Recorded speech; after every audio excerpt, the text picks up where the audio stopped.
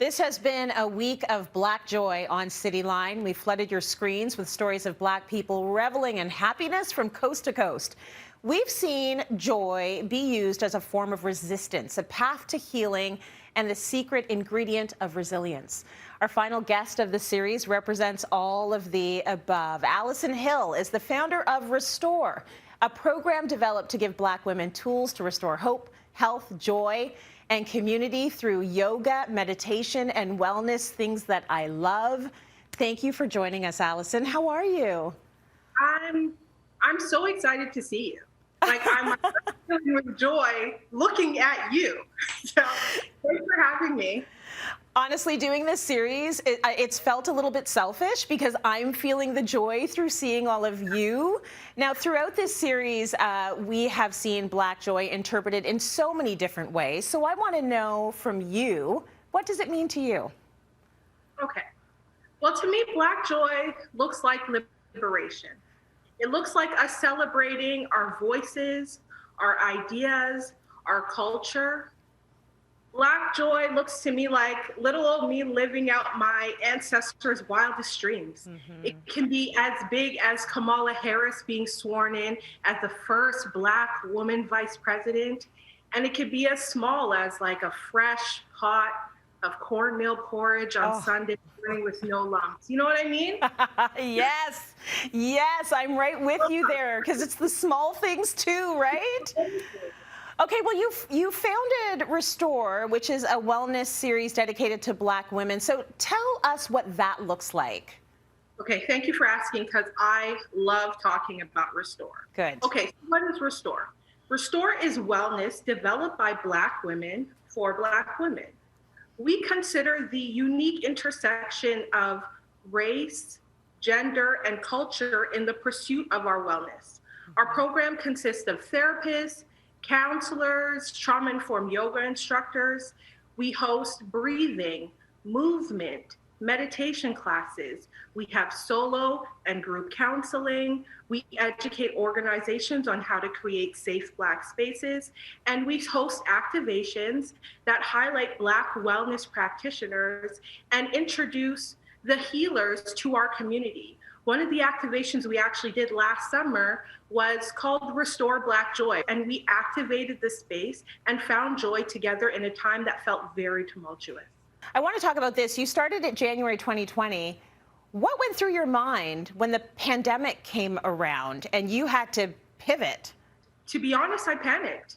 We had to stop the classes. We had to shut down the salon. And it was really the practices that I picked up in curating and participating in Restore that helped me to calm down, to reset, to take off.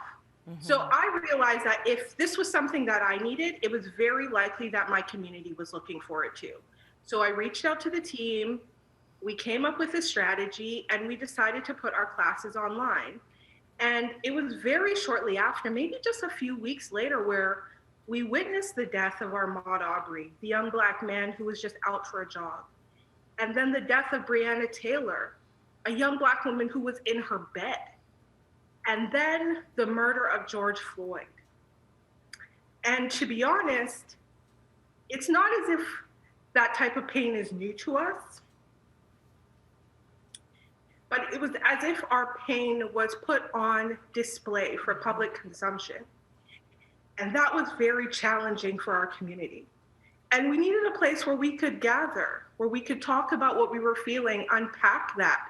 And Restore was in position to become that place. It's such a raw space that I'm still feeling it now, you know, and that's sort of the trauma that you can't get rid of because it finds its way on a cellular level. It's passed down from generations. It hurts.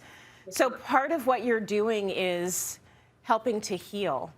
And I would love for us to give, you know, myself and our viewers a little taste of what you do at Restore. And you can lead me in a 15-second exercise for anyone watching at home right now. We can all do this together. So what we're going to do is we're going to sit up nice and straight. You're going to shake out those shoulders, and you're going to take your two hands and you're going to rub them together. This is just going to create a little bit of heat in your hands And then we're going to cover our hands with our eyes, or our eyes with our hands. Mm-hmm. There we go.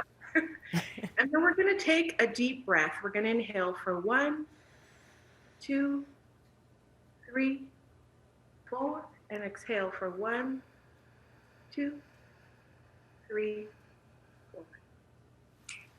I'm almost asleep, Allison. Oh my gosh. I try and do those deep breaths even when I walk in the morning with the kids, because it's like there's something so grounding about it, and you have control over your breath always. You know, it's a privilege to wake up every day, but if you're still breathing, take these deep breaths. They can change the trajectory of your day. Allison, I'm so proud of what you've created and how you have just lasted through it all, through all of the flux, and I think that we need you now more than ever. So thank you so much for joining us on Cityline today and sprinkling a bit of that magic our way, Allison. We need you more than ever. You've always been somebody that I've admired, and I thank you for holding this space. That means a lot to me. Thank you so much. You take care of yourself, huh? You too.